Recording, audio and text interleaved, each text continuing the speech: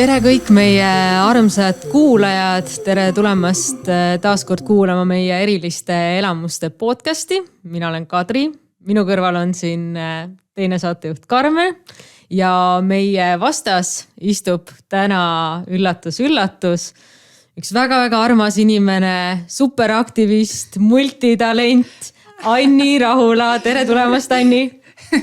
Iga hommiku üks keegi nii positiivne lihtsalt. Ja, rõõm siin olla, aitäh kutsumast. Tere ka minu poolt. Ja Anni, tõesti, kui sinu kohta hakata rohkem uurima, kõike, mida sa oled teinud ja modelli olnud, elanud välismaal, õppinud välismaal, raamatu kirjutanud, laulusõnu kirjutanud, et kõike jõuad, et siis mul tekibki selline küsimus, et kust sa selle võib-olla julguse isegi võtad, et neid uusi asju kõiki katsetada ja lihtsalt minna, teha, proovida? Aga ma küsin sult kohe vastu, et mis on see kõige hullem asi, mis võib juhtuda, kui sa proovid? Tegelikult kõige hullem asi on see, et sa saad õudus kogemuse lihtsalt. Nagu, wow, eks ole.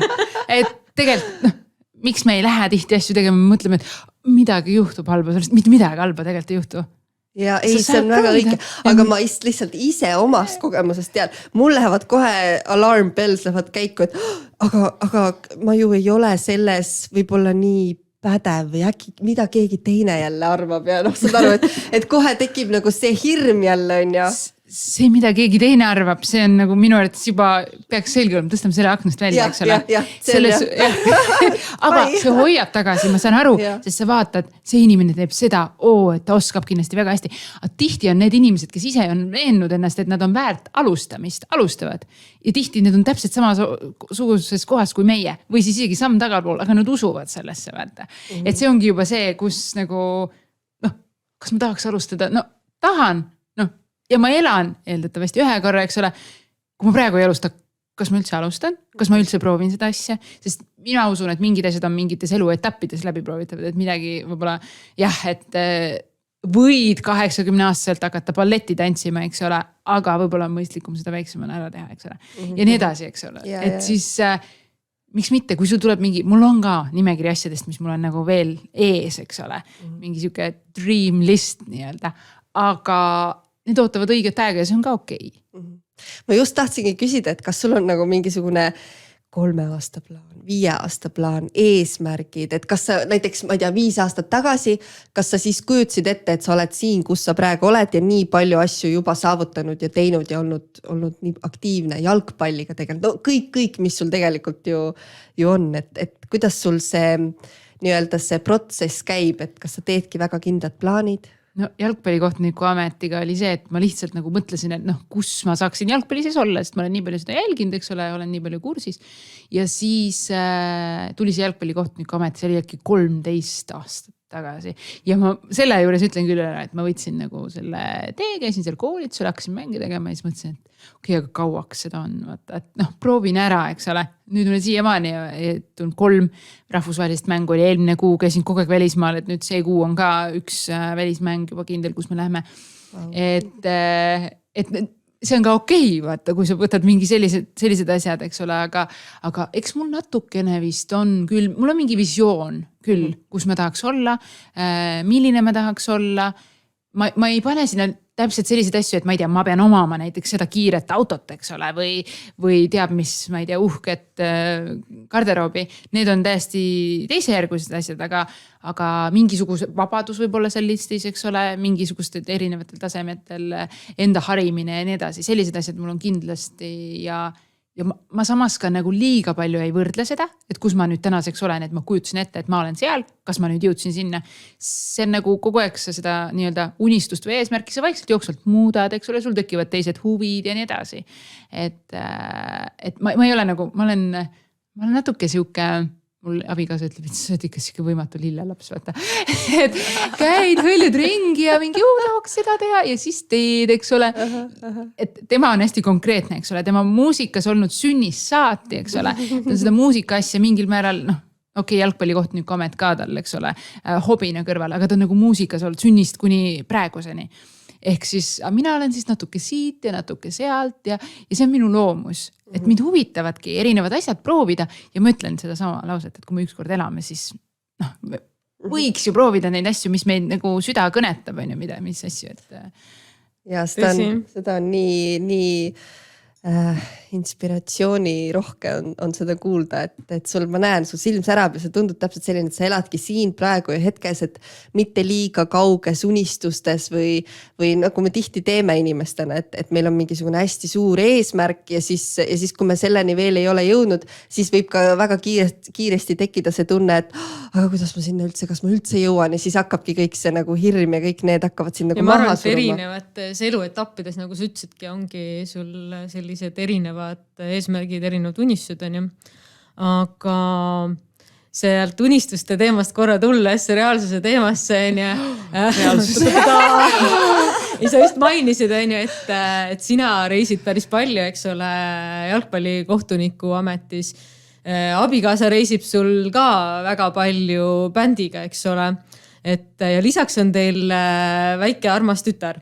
Et kuidas nagu sa seda kogu asja koos hoiad ja mis on see selline nagu nii-öelda võluvits, et kuidas seda ühist aega kogu selle asja reisimiste ja erinevate graafikute ja kalendrite vahel leida? See on natukene see, et meil on tegelikult üks suur tahvel, kus me kirjutame oma järgmise kuu nagu paneme ja siis kui temal on näiteks, ma tean, et on kinni pühapäevad, terve päev või siis laupäeva õhtud, reede õhtud, siis nendega ma väga ei arvesta. Ja siis paneme oma asjad sinna, kui on abi vaja, meil võib-olla vanaema, vanaisa sügüge paar korda kuus abistavad lapse hoidmisega, eks ole. Aga üldiselt ma olen hästi siuke go with the flow ja jooksu pealt saab plaane muuta ja nii edasi. Et saab, ma arvan, täitsa hästi hakkama. Minu jaoks on just kõige keerulisem on need õhtused ajad, eks ole, et see päevane, kuigi laps käib ainult 3 päeva nädalas lasteaias, siis ikkagi see päevane nagu töö mahutamine oma ellu on suhteliselt lihtne päevatöö, on ju. Aga need õhtused ajad ja just koos käimisid ja nii edasi, et eks selleks peab ka mingi hetk aega võtma, et ma just tegin nüüd niimoodi, et ma lülitasin ennast kõikidest tööasjadest nagu välja nädalaks ajaks, nii-öelda eraisiku tööasjadest kui ka töö, kus ma käin, eks ole. Ja jalgpalli asjadest kõigest läksime reisile ja telefoniga Instagramist ka välja täiesti kõik ja võtsingi selle sama nädala perega veel eriti intensiivse nagu. See oli nagu nii-öelda ekstreemsem variant, et tavaliselt ma tean, et ma saan natukene niimoodi neid tööpäevi tõsta, näiteks lähme spaasse juba 4 päev, eks ole. Ma tean, et mul on reedel paar miitingut, ma teen need ära, aga ülejäänud aja näiteks saan võtta koos olemiseks ja nii edasi. Et peab nagu tundma oma võimeid ja seda oma graafikut nii hästi, et sa saad seda niimoodi nagu vastavalt vajadusele ja koos olemise ajale nagu liigutada. Et ma arvan, et tänapäeva võlu ja valu mõlemad on selles, et me saame tegelikult hästi palju jooksu pealt teha, selles suhtes jooksu pealt. Ma ei mõtle nüüd, et ma torman kusagile, aga et ma võin võtta endale selle arvuti ja töö kaasa sinna kusagile, kus ma lähen, teha need tähtsamad asjad ära, eks ole, sa paned prioriteedid ja siis need, mis ei ole nii kiired, lähevad järgmisesse nädalasse näiteks teinekord, on ju. Ja väga õige. Nii on jah, selles mõttes, et enam ei ole seda nii-öelda suurt arvutikasti, mis sind seal kontori laua taga ootab, on ju. See on väga halb ka tegelikult mõnes mõttes. Vaata, inimesed ei oska ennast välja lülitada, aga mina tunnen nagu suurt vastutust kogu aeg olla kätte saadav näiteks. Ja see on nagu asi, milles ma jooksvalt ilma liigse stressita üritan endale nagu selgeks teha, et kuidas seda nüüd nagu paremini saab. Aga sa tundudki hästi selline stressivaba inimene, et kas sul nagu sellist tõelist pinge all olemist ja sellist stressitunnet ka nagu mingitel hetkedel? 2 korda aastas. Ei taas, ma naeran seda, et mul on, stress, ma olen hästi, pingetaluvus on mul hästi laeni, on ju. Jälle asi, mida mul abikaasa on, hoiab peast kinni, kus on võimalik, et sind ei häiri, vaadake nagu, mis asjad on, nagu inimestel tekivad vastupidised probleemid, et kuidas sind ei häiri. Et ma üritan täiega, aga sa ei lähe närvi, on ju.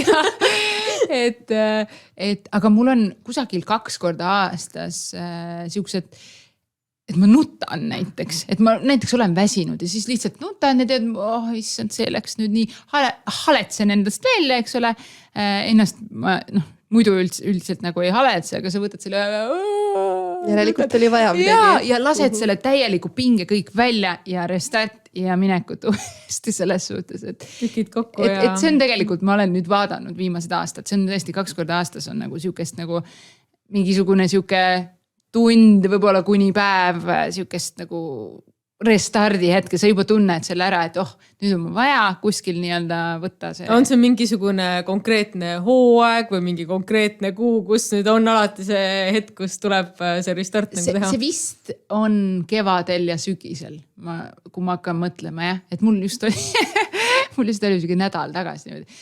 Issand, ma ei jaksa ikka mitte midagi ja kuidagi ei tule välja midagi ja nii edasi. Teed korraks selle aletsemise ära. Okei, aga ma tean juba, et järgmine on see game plan, et kuidas ma siit edasi lähen. Sest suhtes aletsed ära, aga siis sellest ei ole otseselt pikaajaliselt kasu, eks ole. Siis ma võtan kohe oma nagu järgmised sammud ette.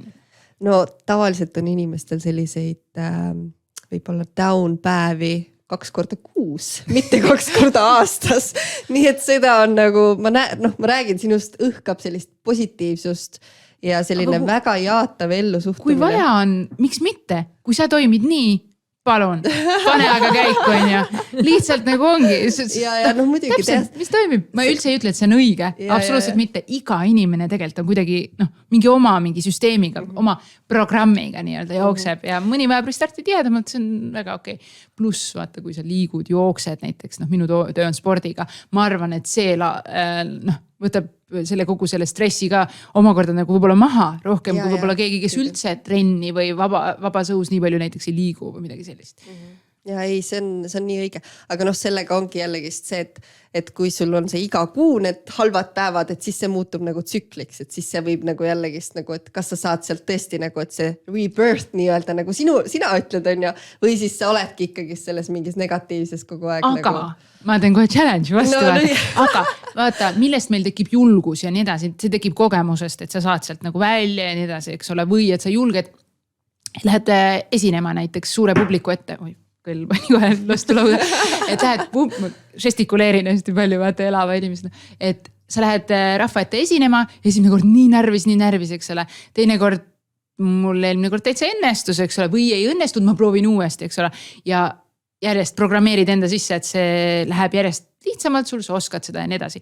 Miks mitte ka sellega, et kui sa nii-öelda teed seda restarti, sa näed, tuled sellest ilusti välja, eks ole, sul on su kogemus järjest tihedamalt, vaata. Et sa tead, et sa tuled sellest välja ja sa arvestad, see ei ole midagi halba, ei ole sellest, et sa ei funktsioneeri näiteks see 1 päev. Ja kusjuures ma saangi enda peal tuua näite, et kui minul on sellised hetked, siis ma tunnen ära, et kui ma selles hetkes olen, siis ma tean, et aga siit edasi läheb ainult paremaks, et mul juba tuleb meelde see eelmine kord, kui ma nii tundsin, et mul järgmine päev tuli siuke power. Just, aga see on ju see, et see nii-öelda langus on ju hoovõtt uuesti ülesse minekuks, kui sa selles langusest... Kui sa oled selle juba läbi teinud, siis sa tead tegelikult et see nagu läheb sinna punkti just, tagasi, kus ta ka eelmine kord tegelikult sa saad õppes. Nagu natuke elevil olla sellest, aga mis nüüd tuleb, sellepärast ma võtan praegu hoogu. Ma ei kujuta ette, kindlasti neid inimesi on ja neid situatsioone on, aga nagu kes meist jõuaks siis nagu 2, 3 pool aastat järjest olla õnnetu ja kurb ja ennast haletseda, on ju, et...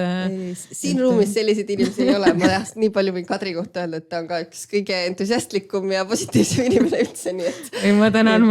Ja, et siin tõesti sellega meil probleemi ei ole.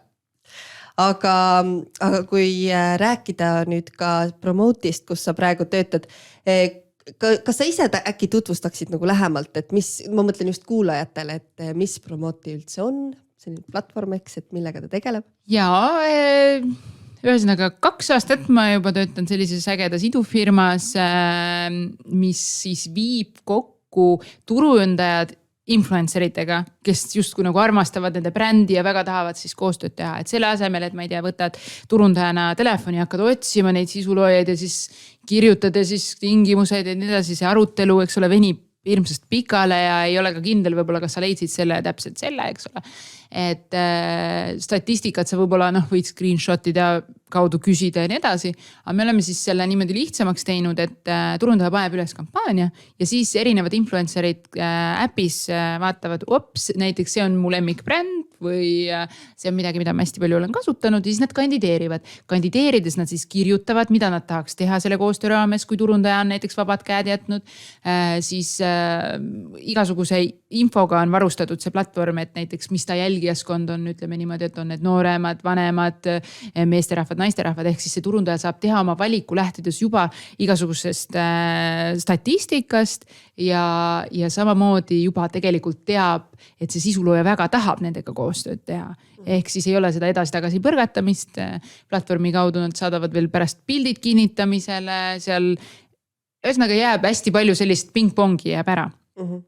Ja selline see platvorm on ja seal tegelikult idufirmas töötavad ka hästi nagu ägedad ja samamoodi nagu entukaga, nagu öeldakse inimesed, et see on täpselt ka nagu minu jaoks, ma tunnen ka väga mõnus keskkond, kus seda sama. See mindset on kindlasti hästi, et teeme ära ja just ilma mökutamata. Ja kiire progress vaata, see startup maailm on ka niimoodi, et muutub kogu aeg. Me oleme ise ju ka teinud Promote'iga koostööd ja no tõesti see platvorm on hästi mugav, et seal saabki ju iga influenceri kohta juba täitsa vaadata teie süsteemi seest, vaadata tema profiili, mida ta postitab, kuidas ta postitab, et põhimõtteliselt kogu see nii-öelda krempel toimubki seal ühes kohas. Et... Jah, me oleme kahjuks sellisesse aega jõudnud, kus see influencer turundus on nagu lahe teha ka influencer nagu justkui olla ja siis siin sellega tuleb ju kaasa ka igasugust nagu sellist asja, et võib-olla ma ei tea, mina pakun sulle seda või et seda koostööd, näiteks mina tahaks influencerina koostööd teha, eks ole. Aga kui mul seda statistikat ei ole, see on hästi usalduse peale asi.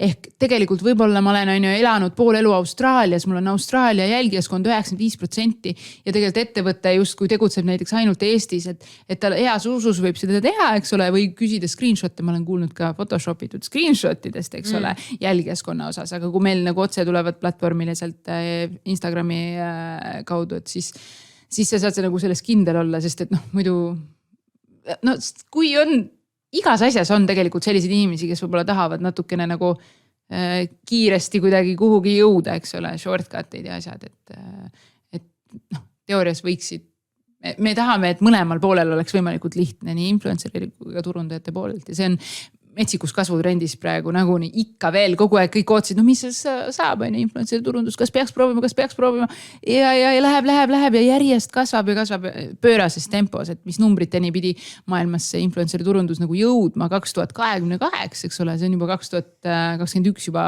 saavutatud, eks ole, et päris pöörane. Ma just tahtsin küsida ka, et mis sa ise arvad, et kuhu see influencerite maailm üldse jõuab, et siin kui ma vaatan mingisuguseid välismaiseid näiteid, siis influencer, kellel on seal paar miljonit followeri ja võtavad suured brändid juba võtavad ta enda creative directoriks või et et ülemaailmsed brändid, näiteks Pretty Little Thing on ju, et toon siin kohe ühe näite, et ja alles see influencer on olnud näiteks 2 aastat pildis ainult on ju, et kuhu see kõik, et kui ma seda näen, siis mul tekibki siuke tunne, et issakene, et siin võib-olla varem oli selles creative directoris oli inimene, kes on 20 aastat tõsist karjääri on ju ja nüüd tuleb influencer, kes teeb lihtsalt endast ilusaid pilte nii-öelda on ju, meie muidugi ei näe seda tõelist tööd, mis seal taga on ju, et me lihtsalt näeme neid ilusaid pilte, eks, et kuhu see kõik nagu võib jõuda, et seal, kas võibki nüüd nii olla, et need influencerid siis saavadki tõeliselt sellised power position'id nii-öelda? Täiesti võimalik, selles suhtes on minu see influencer turundus on natukene nagu või influencer nagu on sõimusõna vahetevahel, eks ole. See ei ole alati nii positiivne. Just täpselt, et siis kõik arvavad, et näed, võtan siin tšuk-tšuk, eks ole, teen nii. Ja katšing, 1000 euri. Ja just täpselt, et üle töö, eks ole. Ja siis, kui proovida seda nagu mine sellesse rolli näiteks nädalaks ajaks, eks ole, ma ei tea, õpitöötlusprogrammid, osta need, eks ole, võta fotograaf või võta, eks ole, tee meikariga koostööd või ise koolitad ennast välja, eks ole. Need on kõik tegelikult mingisugused. Oled selle kõigega pead kursis ennast hoidma ja nii edasi.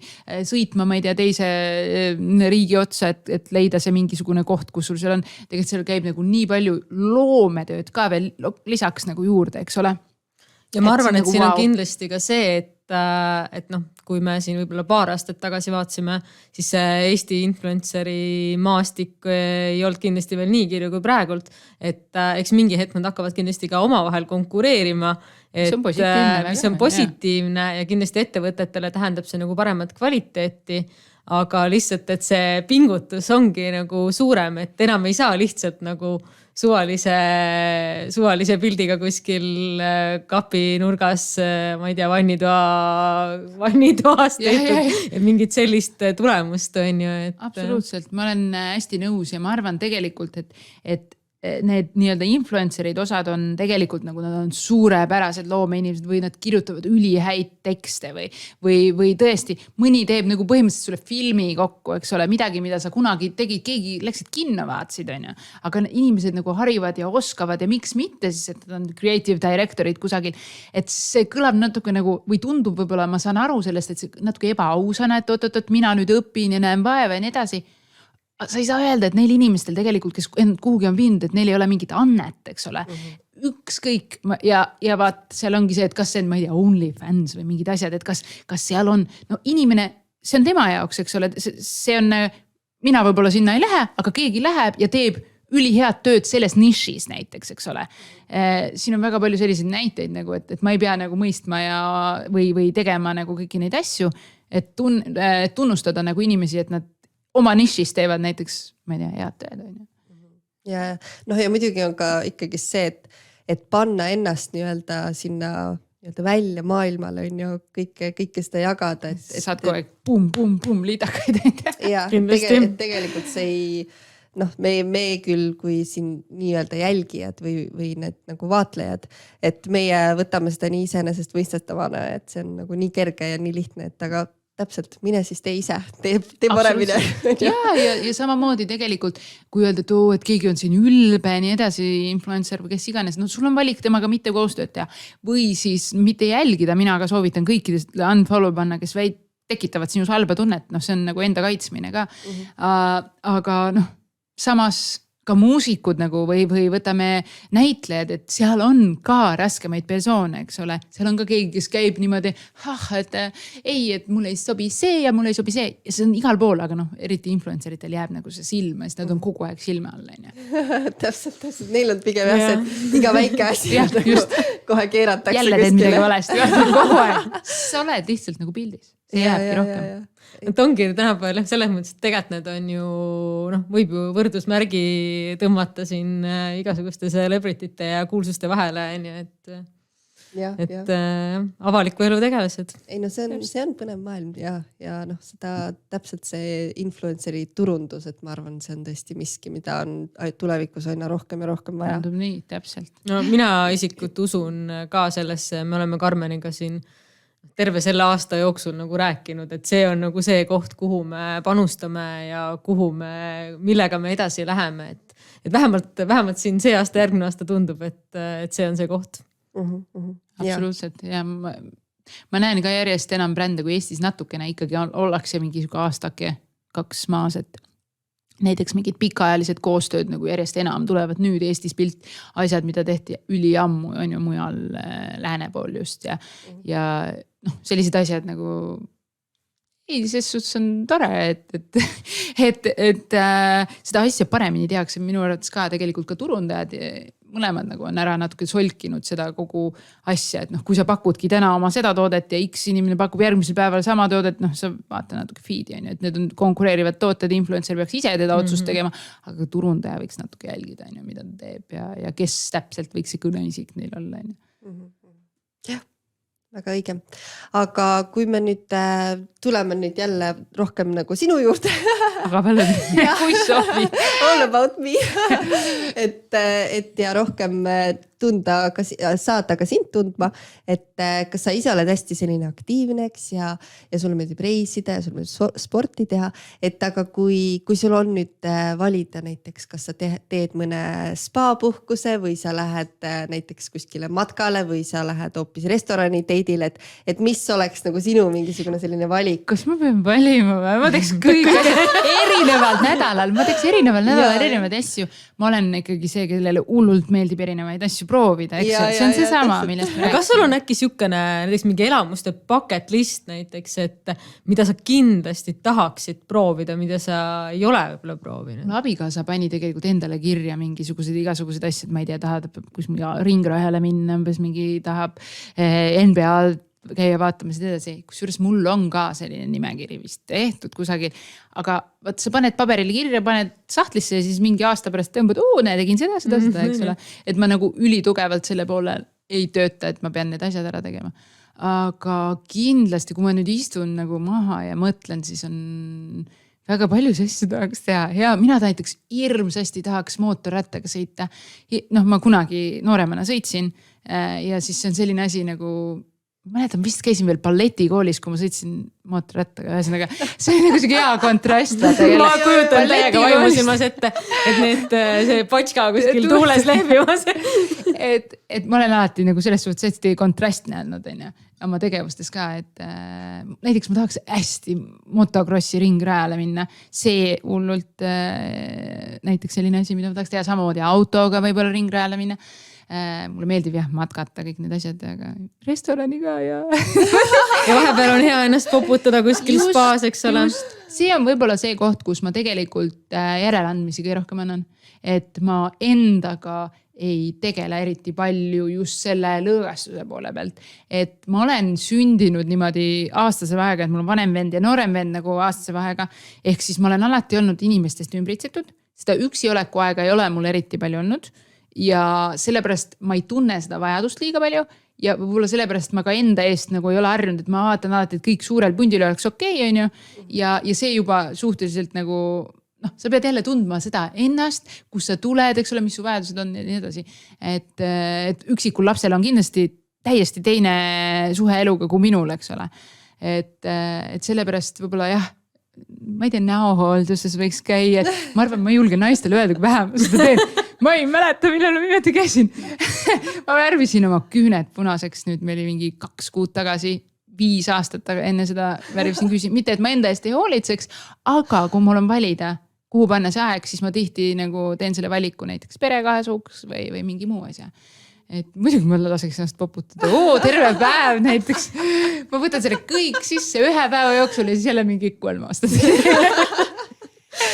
Ma arvan, et see on sükene, ütleme niimoodi, et väga paljudel naistel niimoodi, et ütleme, et kellel on see aeg, et iga kuu istudagi tund aega juuksuris, tund aega küüntes, tund aega näohoolitsuses, siis veel tund aega massaaži juurde. Aga see on see tänapäeva naiste, ma ei tea, võlu ja viga ja kõike, sest et tänapäeva naisest ju oodatakse, et sul on suurepärane karjäär, sa peed olema suurepärane ema, sa peed tegema süüa, korista, pese, sul peab olema nagu kõik on ju perfektne ja siis loomulikult sa pead olema hoolitsetud kogu aeg. Sa pead tegema välja nagu modell on ju, et see on nagu tänapäeva naiste selline. Keegi ütles selle lause kunagi, ma mäletan, et täiskohaga töö kõrvalt ei ole võimalik nagu ilus olla, vaata, et mingi siuke lause, et ma pean töölt ära tulema.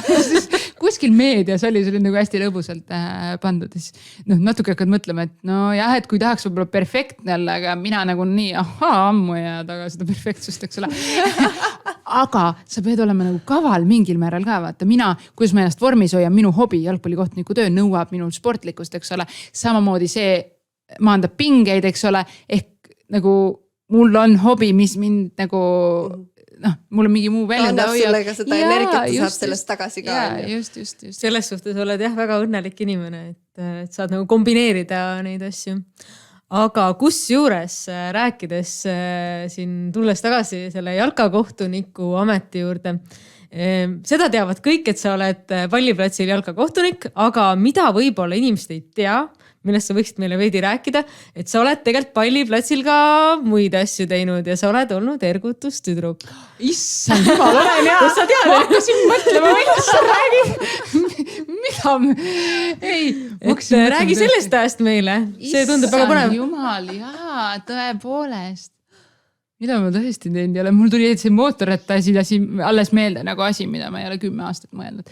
Ja siis nüüd tuli see, jaa, ma olen tegelikult suur tantsufänn olnud üli pikalt ja tegelikult siiamaani mingid workshopid ma olen käinud.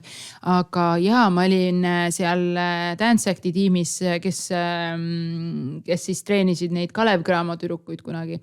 Ja samamoodi siis läksin edasi käsipalli. Selle Chocolate Boys, siuke käsipallitiim. Ma ei tea nüüd käsipallist eriti palju nagu, et aga need olid ka siuksed tublid tegijad ja siis käisin seal tantsutrennis ja käisime ja esinesime ja nii edasi. Et mulle muusika hullult meeldib ja see on ka üks selline asi, millega ennast vabaks lasta, eks ole, ja tantsimine.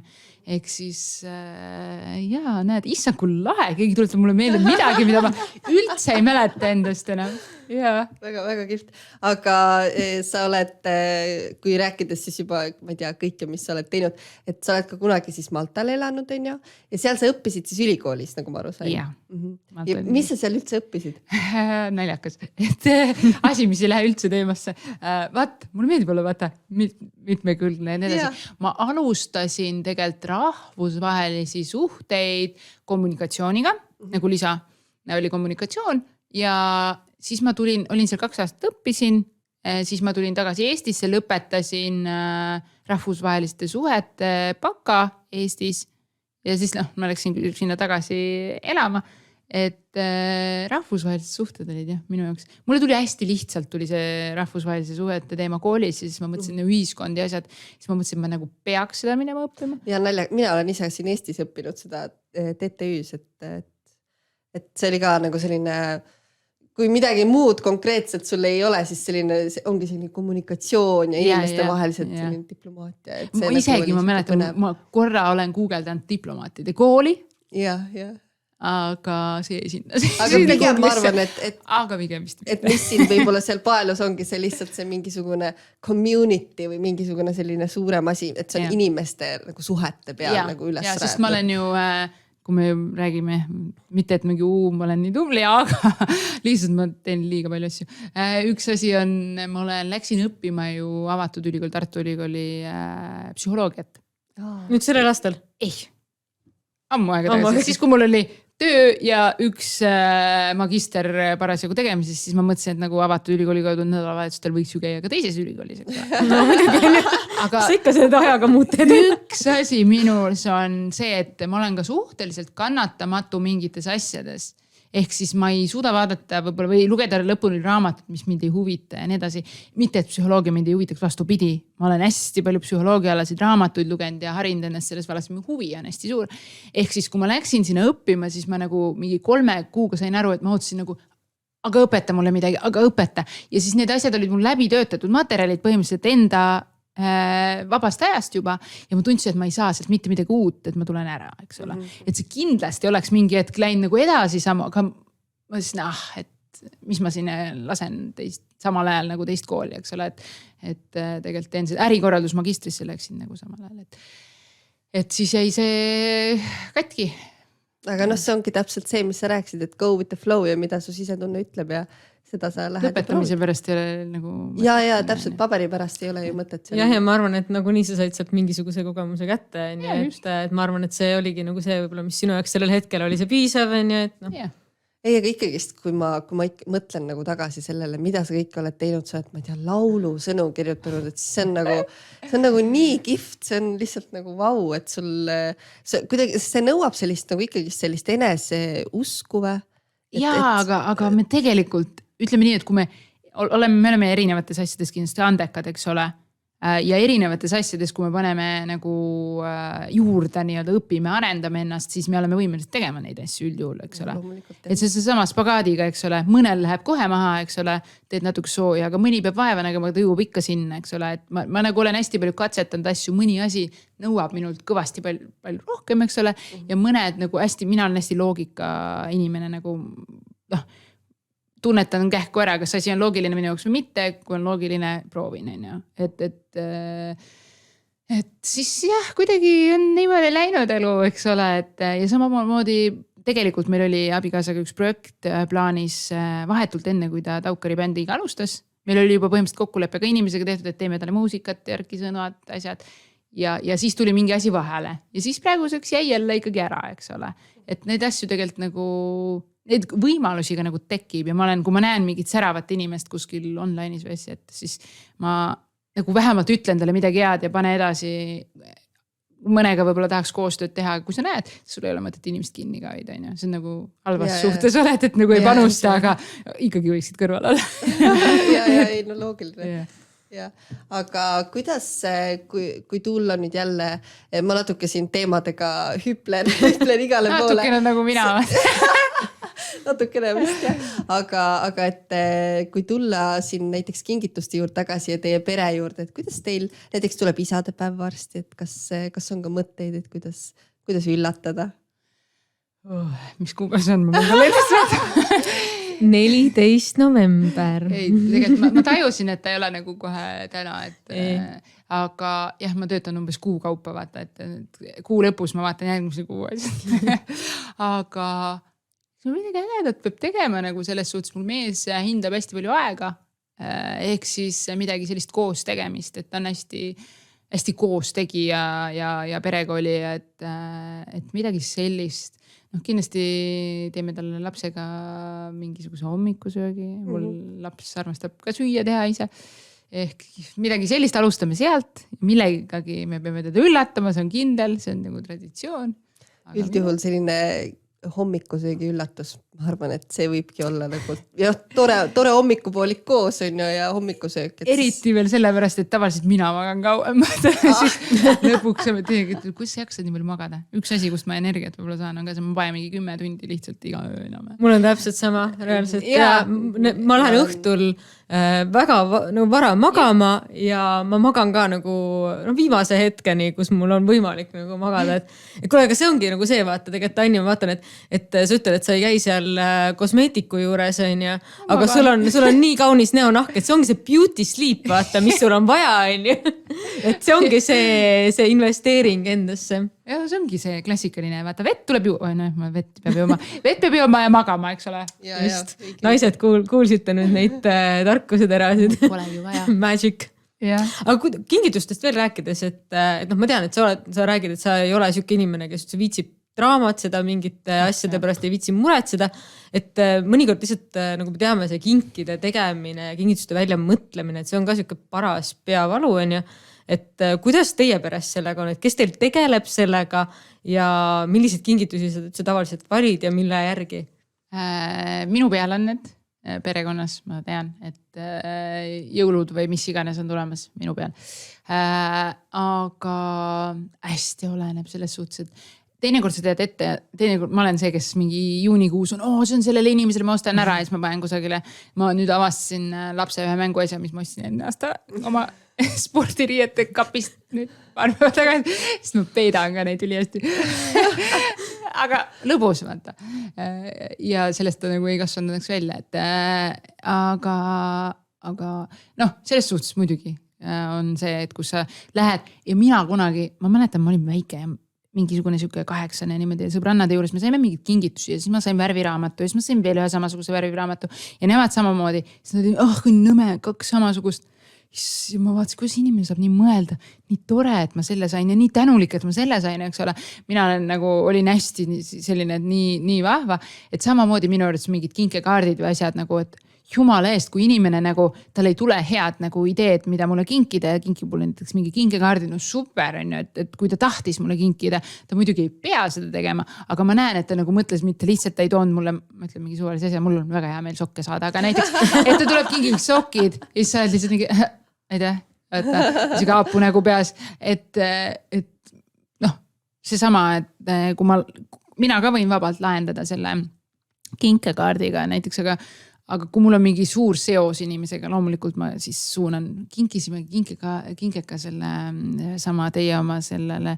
Meil oli sünnipäev oli ülemusel siis tööl ja siis kinkisime näiteks mingi sportmassaaži või asja nagu. Ja just nagu sellepärast, et sa tead, et inimene nagu teeb palju trenni ja nii, siis me mingi grupiga arutame, mida me kingime, eks ole.